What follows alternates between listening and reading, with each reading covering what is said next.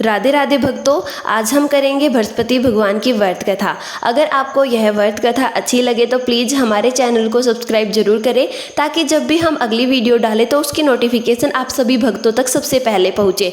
तो चलिए शुरू करते हैं बृहस्पति भगवान की व्रत कथा। सालों पहले एक गाँव में ऐसा गरीब धार्मिक ब्राह्मण रहता था जिसकी कोई संतान नहीं थी। वह रोज नहा धोकर मन से देवताओं की पूजा करते हुए संतान की मांग करता, लेकिन ब्राह्मण की पत्नी खूब आलसी थी। वह न तो स्नान करती थी और ना ही पूजा पाठ करती थी। पत्नी की इस आदत से ब्राह्मण दुखी रहता था। ब्राह्मण के धार्मिक गुणों से उसके घर में जल्दी ही संतान के रूप में एक पुत्री ने जन्म लिया। उसकी पुत्री भी ब्राह्मण की तरह ही धार्मिक थी। जैसे जैसे वो बड़ी हो रही थी, पूजा पाठ में उसका मन भी उतना ही लगने लगा था। वह हर रोज सुबह उठती, स्नान करती और भगवान विष्णु का ध्यान व जप किया करती थी।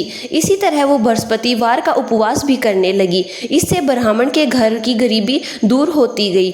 हर दिन पूजा पाठ करने के बाद वह पढ़ने के लिए स्कूल में जाती थी। स्कूल जाते समय वह अपने हाथों की मुट्ठी में जौ भर के स्कूल के रास्ते में गिराती जाती थी। जब वह स्कूल से वापस घर के लिए आती तो वो गिराए हुए जौ के दाने सोने में बदल जाते थे, जिन्हें उठाकर वह घर लेकर चली आती थी। एक दिन ब्राह्मण की बेटी सोने के जौ सूप से साफ कर रही थी। तभी वहां आकर उसकी माँ ने कहा, बेटी, सोने के जौ को साफ करने के लिए सोने का सूप भी होना चाहिए। ब्राह्मण की बेटी को माँ की बात एकदम सही लगी। उसके अगले बृहस्पतिवार को उपवास रखने के बाद उस लड़की ने बृहस्पति देव से सोने का सूप मांगा।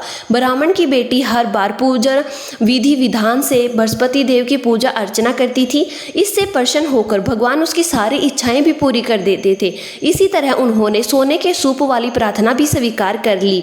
अगले दिन हर रोज की तरह ब्राह्मण की बेटी पूजा पाठ करके स्कूल गई और रास्ते में जौ के दाने बोते हुए गई। वापस आते समय जब वह जौ के दाने बीन रही थी तो उसे सोने का सूप भी मिल गया। सोने का सूप लेकर वह घर आई, जिससे उसने सोने के जौ के दाने साफ किए। एक दिन इसी तरह ब्राह्मण की बेटी घर के बाहर बैठकर सोने के जौ को साफ कर रही थी। तभी उसके घर के सामने से एक राजकुमार गुजर रहा था। राजकुमार ब्राह्मण की बेटी को देखते ही उस पर मोहित हो गया। जब वह अपने महल में पहुंचा तो ब्राह्मण की बेटी के मोह में उसने खाना पीना सारा त्याग दिया। जब राजा को यह पता चला तो उन्होंने राजकुमार से इसका कारण पूछा। राजकुमार ने अपने दिल का सारा हाल राजा को बताया। अगले ही दिन राजा अपने मंत्री के साथ ब्राह्मण के घर गया और ब्राह्मण के सामने उसकी बेटी का विवाह अपने राजकुमार से करवाने का प्रस्ताव रखा। राजा का प्रस्ताव सुनकर ब्राह्मण काफ़ी खुश हो गया। उसने तुरंत ही विवाह करने के लिए हाँ कह दी। कुछ ही दिनों के बाद राजकुमार और ब्राह्मण की बेटी की शादी हो गई। इधर ब्राह्मण की बेटी शादी होने के बाद अपने ससुराल चली गई। उधर ब्राह्मण फिर से गरीब होने लगा। उसके बुरे दिन दोबारा से वापिस आ गए। एक दिन ब्राह्मण अपनी बेटी से मिलने के लिए उसके ससुराल गया। पिता की हालत देखकर उसे बहुत सारा धन देकर ब्राह्मण की लड़की ने उसे विदा किया।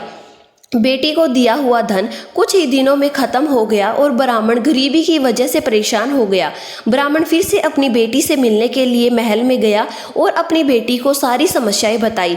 अपने गरीब ब्राह्मण पिता की बात सुनकर उसकी बेटी ने कहा, पिताजी, कल आप माँ को मेरे पास लेकर आओ। मैं उन्हें बृहस्पति देव के उपवास और पूजन की विधि बताऊंगी। इसे करने से सारी समस्याएं दूर हो जाएंगी।